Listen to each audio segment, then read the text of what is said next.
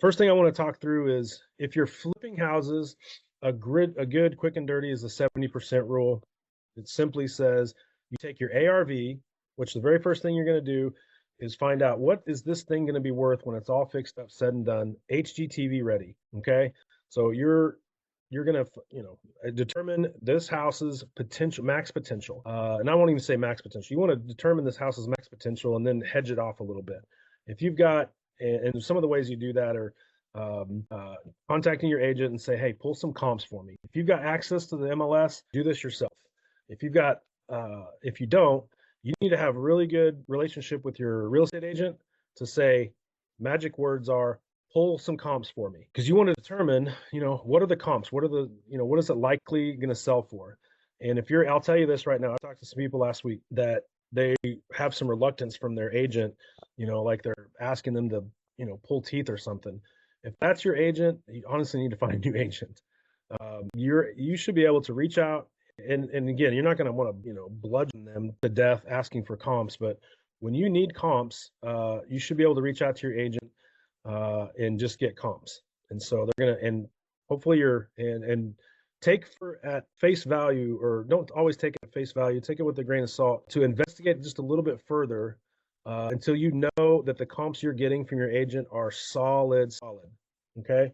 I've seen some investors, they won't put a second set of eyes on comps that get sent, and they're really more like pie in the sky, very idealistic, and they've made their assumption on their investment property based on, well, there was one around the corner that sold for 285, so you should be good. Say, well, no, I want to look at several comps. I want to go a little more conservatively because there is a one at 285, but all the others were at 225. And so if I'm going to evaluate this property just hoping I get 285, you want to run your numbers conservatively. So setting your ARV, if you don't, and here's a good quick and dirty, you can go to Zillow, Realtor.com, Redfin, and Trulia, and you can take their estimate, their Zestimate, their algorithm, estimate for the property, and average those out. And a safe way to do it would be add 25 to 35, sometimes 40%. I've done the math on my properties, and now this works if it's off market. Now, if it's listed on market and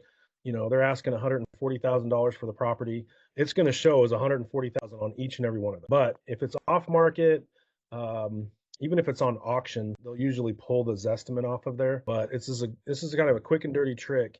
For something that's off market, you can take those numbers, add them up, because they're going to be some similarities, but you want to average them, and then you can add 25 to 40% to that.